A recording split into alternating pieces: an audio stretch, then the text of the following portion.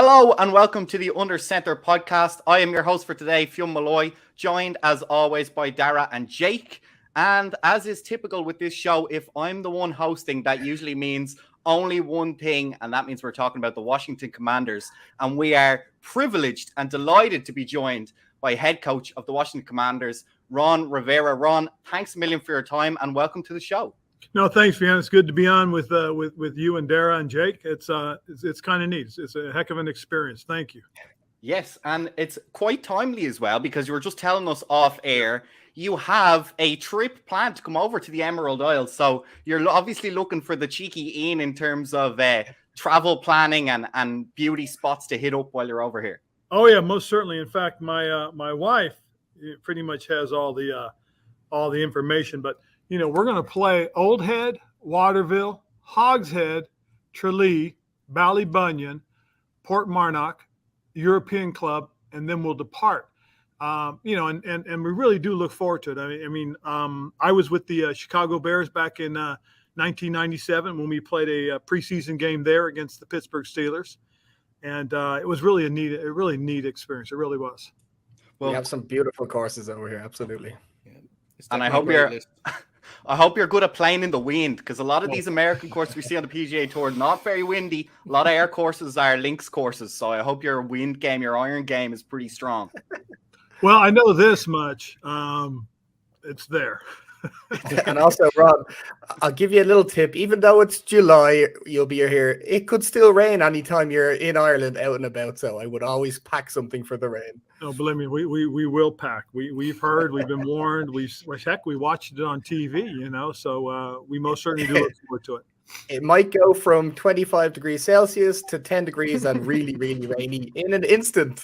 Oh boy! Well, I look forward to it. I really do, Jake. To me, it's about the experience of getting an opportunity to play golf in one of the more beautiful countries in this world. And I really do mean that, because the one thing I do remember about being in Ireland back in 1997 was everything was so green and lush. It was beautiful. It really was. Certainly, and it still is. And we would recommend as well, while you're in Dublin, check out Croke Park as well. It's been really modernized since the last time you were there. Really? If you get a chance to go, it's obviously our national sports. Gaelic football and hurling are hosted there. It's the primary stadium. So if you get a chance, there's a brilliant museum there. I know you're probably a big sports guy, so you get a kind of a sense of the Irish sports we have. But it's really cool. Well, I do know this. When we were there, when we played, we got a chance to watch a rugby match. Yeah. And the one thing I will say is the Irish fans get into it. They never sit down. They lean up against that bar that's there, and they drink their beer and they sing and enjoy the game. It was a lot of fun. It really was. Absolutely, it's a pity. I don't know if there'll be any games around while you're over. I know you were, as you're saying, you're pretty busy playing golf, but if you get a chance to go and see any of the native games, the hurling or the football, highly recommend while you're over. And of course, we were talking off air, as we say over here, you're a little bit of a scooper. I think you enjoy a pint here or there, and the Guinness Storehouse, of course. It's a bit cliche, but they do a fantastic visitor experience. So I think we definitely recommend you go and see that while you're over as well. It's probably one of the nicest places in Dublin to have a pint, because you overlook the entire city. It's actually really nice at the top. And it's called the Guinness Experience? Guinness Storehouse, yeah. The Guinness Storehouse. Okay, I'm going to write that down. Well, Google everything in Dublin, anything in Ireland. If you Google it, it'll point you towards a Guinness at some stage. So if you Google it, you should come up with the right links to get booked in there. But it's fantastic. Cool. Anyway, you don't have to worry either, Ron. You have 3 tour guides here now for your next couple of weeks. So anything, all it is a text or an email away, and we can probably give you all the best spots to get to see while you're over here for sure. Well, cool. I look forward to it, fellas. But anyway, we aren't a travel podcast. We are an American football podcast. And I wanted to start, Ron, with something very interesting that not many other head coaches have had ever in their experience. And that was the renaming that Washington went through over the course of the last couple of years. Very interesting. Not an experience a lot of people have. Obviously, every head coach comes in. They want to put their stamp in terms of the culture of the team on their team. How did you find this kind of unique experience of having a very literal culture change in terms of the name and the logos and the standards that was in Washington? I think the really neat thing about being able to do that is exactly what you said. We had a chance to change who we are. and step away from some of the negativity that we've been dealing with. So when we became the Washington football team, that was our first step, and it was kind of unique to us. I think the guys really enjoyed it. It was a little bit different. One thing for us that was unique was it was an opportunity to kind of rebrand ourselves. And then as we prepared for the next one, the Commanders, that was even a bigger celebration because it was going to become our permanent name. And so this organization, our business side, Jason Wright and the folks, they went and did a really deep dive, a big time dive. We had probably about 100,000 submissions from people that were telling us, hey, become this team or rename it to this team. So they took a look at a lot of those, and they seriously considered a lot of them. And they came up with a list, I guess somewhere around 10,000, 15,000 of them that they vetted and looked at. And then they got that list down to a few thousand. They got that list down to a couple hundred, and then they got that list down to about 50. And then they really started to peel away. And then they gave the players and myself, some of the other coaches, some of the alumni an opportunity to have a big voice in this. And it was really kind of a unique experience. And I think it went well. I think we've grasped onto the name, the Commanders, and the community has reacted very nicely, which is also a big deal for us. And Coach, did you have much of an involvement in the name process yourself? Or are you more focused on the player side of things? I didn't get into it until they limited it. And it was a really cool thing when they limited it, because what happened more so than anything else, I got the reasoning why these names were on the list. That was probably the most important thing. That's really good. I was a fan of the Red Wolves name because of I think there was an Air Force kind of troop about that, and I thought that was a good name. But the Commanders I can get behind too. Yes. Well, the thing about every name was, we had to vet them on the financial side as well to find out where it stood in terms of who owned the rights to it. Mm-hmm. And so some of the teams would have become a big legal battle for us and would have probably cost the team more money than it really needed to be. So that's why some teams got eliminated, because you've got to take this dive, find out who owns the rights to it. And then if you want to get it away from them, you're going to have to pay, full price, or you got to come in some sort of financial agreement. So that was some of the things that we had to really take a look at.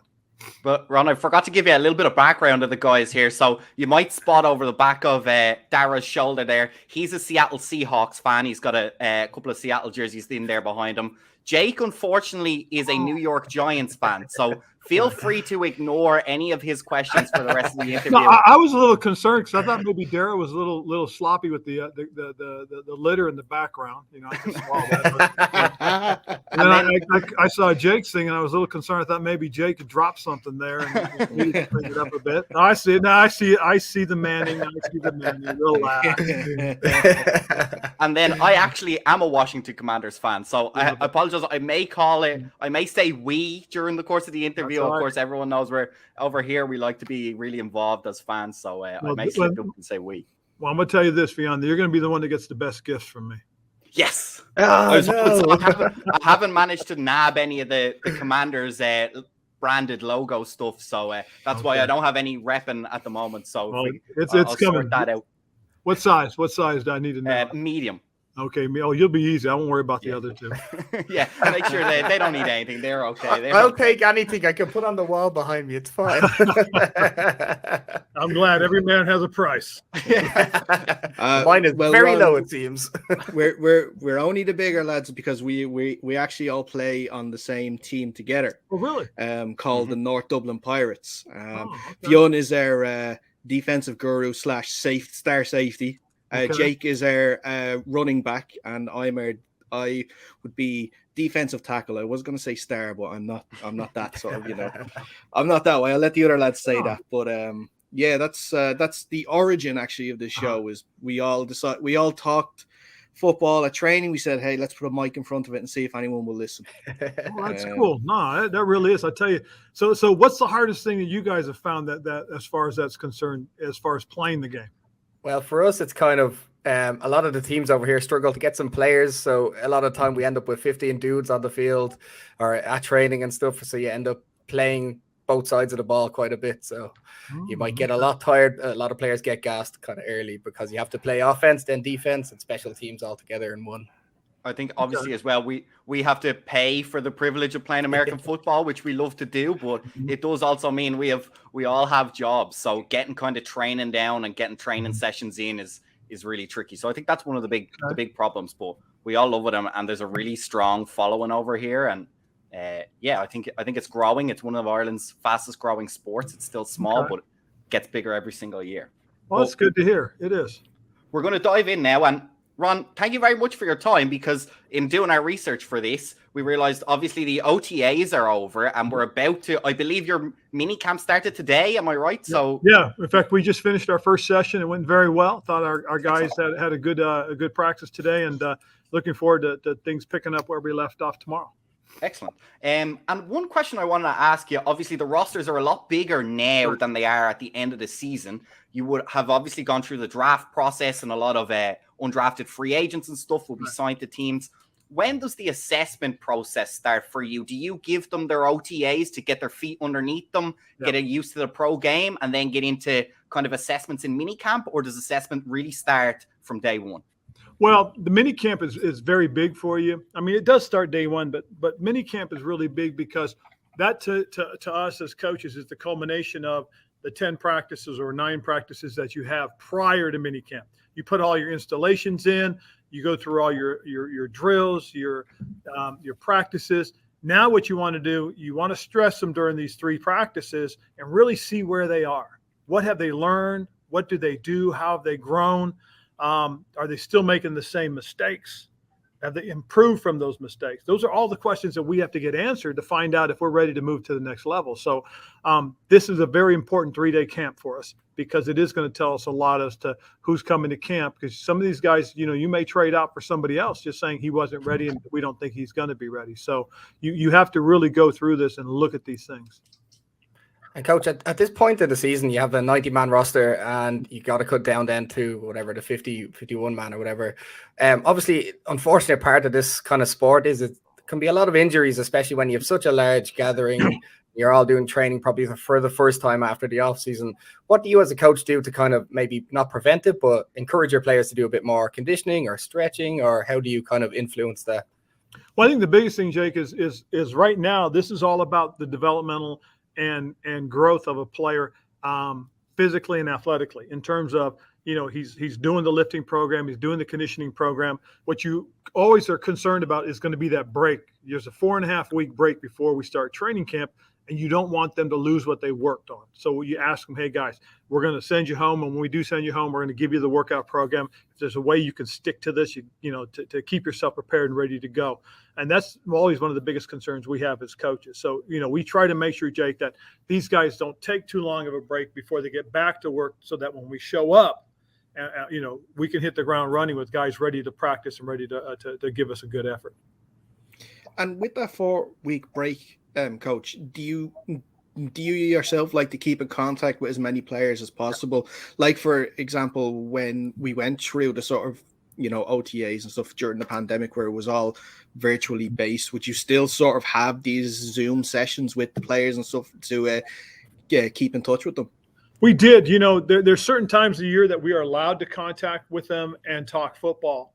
And that's really during the OTA program. It's when you start that off-season workout scheduling, that starts in April, middle of April, all the way up to now, when we were in the pandemic, all we could do was Zoom with them and talk with them. Now, we can talk to them anytime, but we can't get specifically involved with football. So there's that window of about 2.5 months that we are allowed to interact with our players and really dig deep a little bit about football and go through those discussions. But once you get to that point, you can't. So now when we go on that 4.5, 5-week break, they'll get an occasional, text message from us, just say, hey, just checking in, hope everything's going well.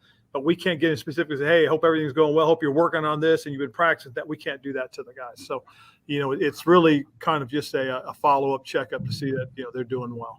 And then just real quick. And if a player then asks you a question about football, are you allowed to answer that question, or do you kind of have to say? Yeah. No, we can, Jake, but we, the intent should never be that, hey, we're doing this on purpose. But if a guy does ask you a question, it's pretty benign. You can answer it. You just can't get into too much detail.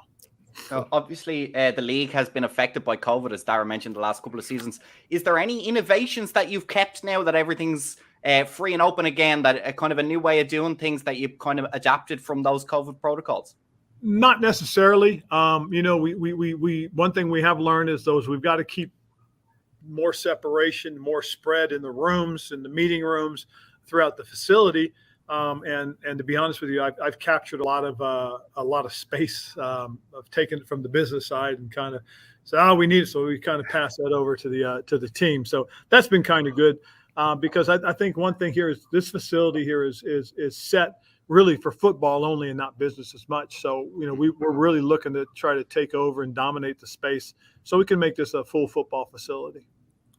Obviously, during the course of OTAs, obviously coming up mini camps now, big storylines around the league that I think because they're so starved of news stories get a little bit blown up at this time of year is obviously players re-signing, who's holding out, who's not going to be out. We don't necessarily need to go into the details. We know you guys are working behind the scenes in terms of there's a lot of key players that need to be renegotiated and re-signed. But how do you feel at the moment the team stands in kind of your general plan when you took over this Washington team? Are you trending in the right direction? Are you close to kind of fulfilling that plan? Where do you see the progress so far? Okay, first I want to make sure Jake and Dara aren't sharing this information. I've got my own problems, coach, with my own team at the moment. I'm all right. I feel really good about where we are. I really do, because the biggest thing is if you look at the transition and the turnover we've had, we've been able to keep a lot of the guys that we believe are core players. And I'm looking at our board right now, and just as you go through it, you sit there and say, man, we've done a good job over here. We've done a good job over here. We need a little bit more work up here. But one thing we really feel is that, once we can get Terry McLaurin taken care of, getting his contract redone, we really do believe that we've got a good group of young wide receivers. And we are a young football team. We really are. I mean, our average age is somewhere around 26, 25, somewhere in there. So that's really good for us. And what's happening is the previous 2 seasons, those guys have played a lot of football. And that's something that's been really, really good. And as we go through this, we look at, where else do we need to fill in? And to Jake's question about, we got 90. Actually, we have 91 on our full roster because we have an international player and he doesn't count against your overall numbers. And then when we cut down to 53, we will have by then gotten all the information we need on the guys. There'll be a couple of really tough decisions because we may be overloaded at one position or the other. But we've also got to be mindful of what the rest of the team needs. And then we keep 16 guys on our practice squad. So we'll finish with 69 total guys by the time we get done with camp. And Coach, I want to look at, because you mentioned in various interviews just after the Super Bowl that you wanted to add depth to the QB room. And you've certainly done that in this offseason via the draft, of course, with Sam Howell, and through a trade, of course, acquiring Carson Wentz. With Wentz, first of all, of course, he was a QB that the team looked at before. Was this something that you did target heading into this offseason, or was this a sort of opportunity that you couldn't pass up when you heard that the Colts made him available? No, Darren, it's a very good question, because when the season ended, the one thing we felt we really needed to do was we needed to solidify the quarterback position. And we felt if we could find a veteran guy that's had some experience but has had some success, we'd be in a really good position. And I think we could take the next step. So what I did, I actually went and I visited Coach Gibbs. Joe Gibbs and I sat down. We talked about these things. He kind of gave me a little bit of an outline, a little bit of an idea of how to go about that process. And so I used a lot of it, the information he gave me. We went and we did a lot of research on a lot of the quarterbacks that were out there. And the big thing we found was we just got to find guys that were available that would suit us and fit us. Well, when we took the deep dive with Carson, you looked at the experience he had, you look at the success he had throughout his career. And you can't deny that in 2016, the dude had a great year. He just had a phenomenal year, and then the year they won the Super Bowl, the 2017 season, they were 11-2 before he got hurt, and he was on track to be the league MVP. So then you go back and you look at what he did last year on up until he got COVID in week 16 and 17. He had COVID, and you sit there and go, wow, he was really playing great. And then the last 2 weeks, he had a little bit of struggle. They had a little bit of struggle. But if you got past those two and looked at the whole thing, you said, wow, this guy really – and then you look at his numbers, and he's in top 10 in almost every category. So he was somebody that we looked at, we mapped out. And like you said, once we found out the availability, we went after it and tried to secure him as our quarterback. You mentioned those numbers. Were you surprised that he was even available? Obviously, you mentioned it was a little bit difficult, but winning record 9-8, 27 and 7 touchdowns, interceptions, top 10 for touchdowns thrown. Seems really weird that he was even on the block. Well, I think there was a little bit of a philosophical difference amongst them in the building, and sometimes when those things happen, it really depends on who's on what side as to who's going to win out, and so it worked for us. That's what I'm happy about. And then being able to have Sam Howell and draft him in the 5th round, coupled with Taylor, we really feel we've solidified the quarterback position for ourselves.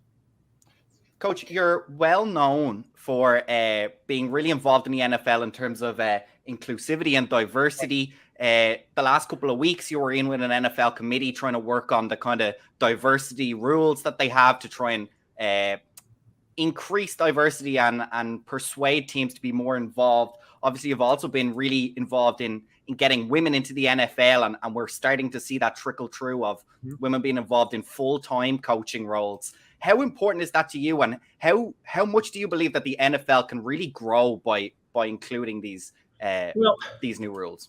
I think the biggest thing about inclusion is if you include everybody, you've now increased the pool, the size of your candidates, and you can pick the best one.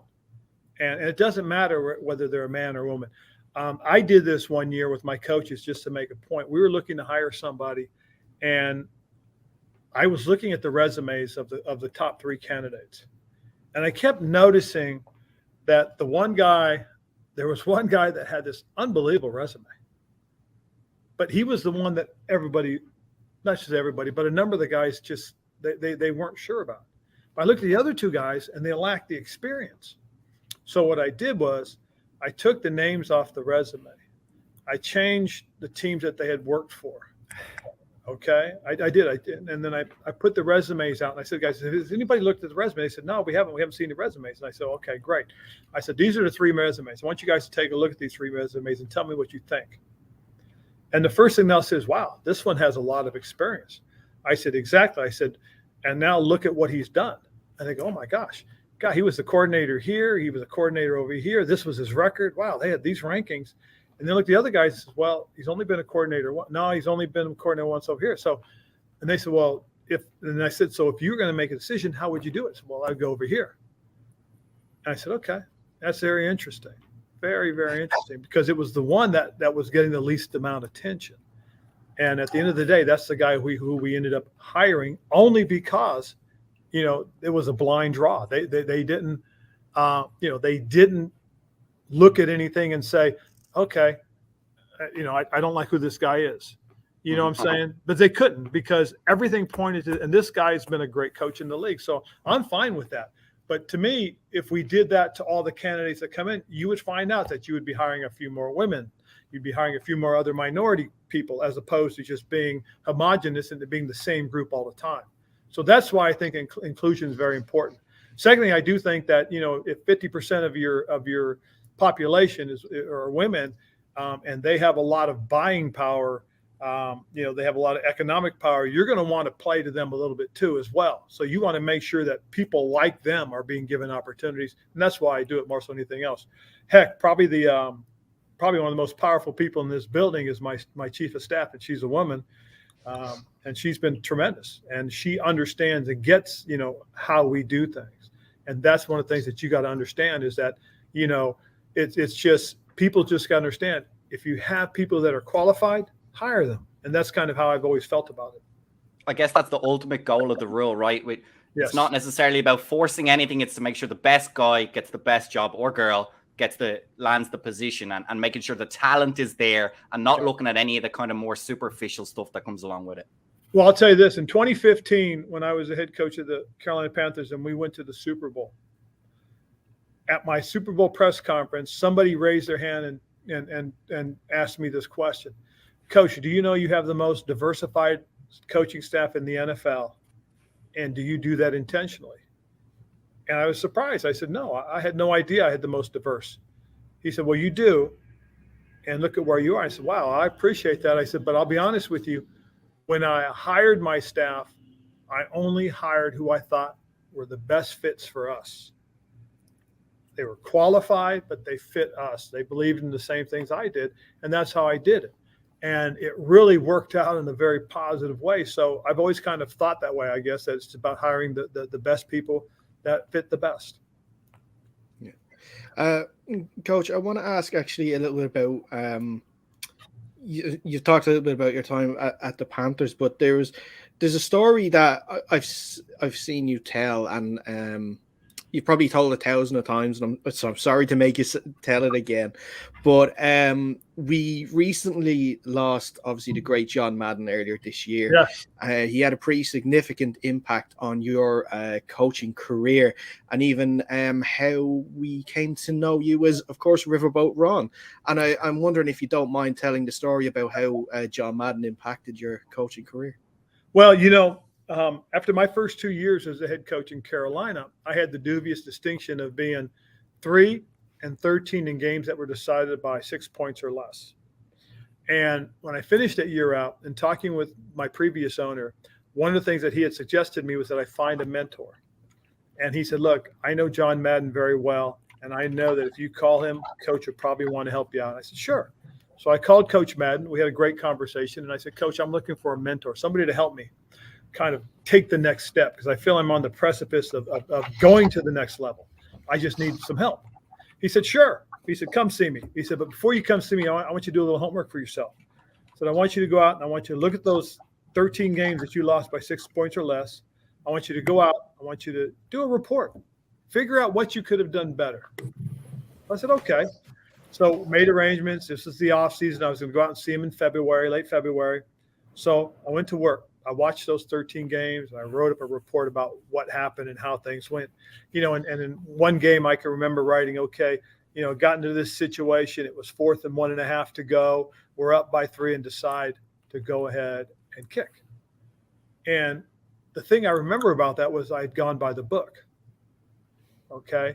The book says, hey, you kick the field goal, take your chances. Okay. So we go back. I finished. I got this nice 20-page report on all these games, and I figured, okay, I'm going to show it to Coach. So I go out there, I sit down, we're talking, and Coach says, and I said to Coach, I said, hey, I did that report you asked me to do about the 13 games lost by 6 points or less. And then I said, report. So I pulled it out of my backpack, and he goes, well, what's that? I said, well, that's for you. He says, no, it's not for me. It was for you. What did you learn? I said, well, I was doing things by the book. He goes, looks at me, goes, what book? I said, well, I did what you're supposed to do. And the more we talked, the more I began to realize, he's trying to make a point. And I said, well, I don't get it. He goes, Ron, you've played enough football. You've coached enough football to know what to do. He said, take this game, for instance. And I looked, I said, yeah. I said, Coach, we're up by 3. We're driving. We get down to their 26, and it was 1.5 yards to go. And I opted to go ahead and kick the field goal to go up by 6.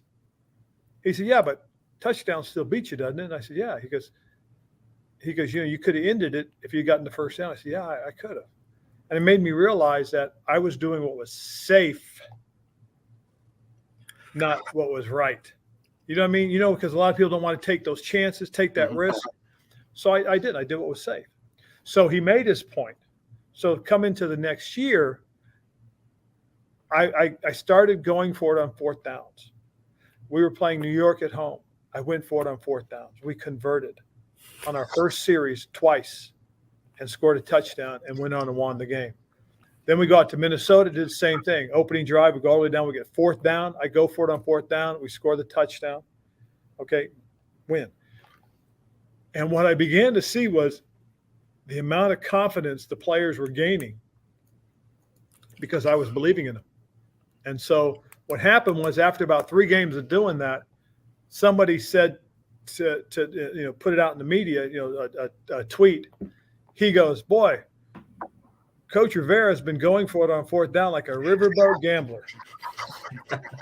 So somebody else put together this picture of me in a riverboat cowboy outfit, sitting on a riverboat, and called me Riverboat Ron. Well, my daughter, while she was away in college, she saw that, thought it was kind of cute, so she retweeted it. So now I'm in a press conference, and somebody says to me, says, Coach, so what do you think about being known as Riverboat Ron? I said, what are you talking about? He said, well, that somebody said that, Coach Rivera is going for it on fourth down like a riverboat gambler. I said, really? He said, oh, yeah, even your daughter agrees. I said, what? And they pulled out their cell phones, and they go, yeah, look, it's on her Twitter page. And I looked, so as soon as I got done with my press conference, I called my wife and said, did you know what your daughter did? You got to talk to her. And so that's how it all came about. That's how I got the nickname Riverboat Ron, because of Coach Madden getting me to realize that when you do these things, you make these decisions, you got to rely on your experience as well, not just on what's safe. Ron, we thoroughly enjoyed the chat so far. Have you got a couple of minutes just for a couple of last questions, or do you need to run I got off? a couple more minutes. I got just a couple of quick questions the lads have. Coach, I just wanted to ask you, could you speak a little bit on your transition from playing? Obviously, you were selected in 1984 as a linebacker for the Bears, and then your transition into coaching. Do you think that helped kind of mold you as the coach you are? I think it did. A lot of it has to do with the way I grew up. My dad was in the United States military, so I grew up with a lot of discipline and understanding of chain of command. Then I played for Mike Dicko, who was a very tough, hard-nosed guy, as well as Buddy Ryan, who was a very tough, hard-nosed guy. But the one thing about my opportunity of being a player was that I experienced it. So when I talk about doing things to our players, it's about really being the voice of experience. You can't get something over me because I've been there, I've seen it, or I've done it. And so that's what I tell our players is, hey, look, I played the game, so I get it. I understand it. Doesn't mean I'm any better or any smarter than the other coach. It just gives me the same perspective that you have. And I think that has helped me.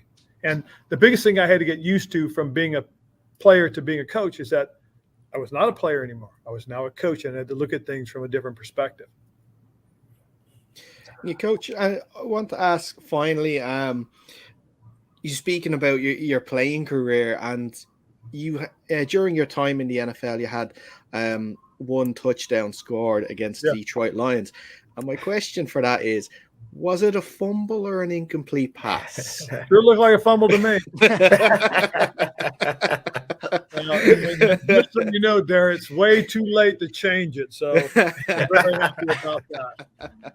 Rob, before we let you go, one last question. Obviously, we all know now at this point that Washington Commanders have put down $100 million for some land out there in Virginia, and you've talked a little bit about the development that's going on. How are your plans looking for your fantastic office? I presume at least half of that budget is going towards your panoramic view and maybe some flat screen TVs and a fantastic couch and stuff like that. You know what? It's too bad I can't. I might be able to turn this. You guys got to see my office. It is actually a lot bigger than I anticipated. So over this side, there's the panoramic. You can see everything throughout the practice field. And then you can obviously see my chief of staff, Natalia. She's sitting there. Okay. So that's that. If I turn you to the other side, you can see my gigantic flat screen that I use to watch practice tape. And that's over there in that corner. That thing's that's an 80-incher right there, buddy. So yeah, it's a pretty good setup. So believe me, we'll have something like that in the new facility, wherever it is, whether it be in Virginia, Maryland, or the DC area. Fantastic. So will their podcast studio be next to your office, or is it further down the hall? That'd be down the hall because that's where they'll have the studio. They have it. Oh, that's all right. Fantastic. That's okay.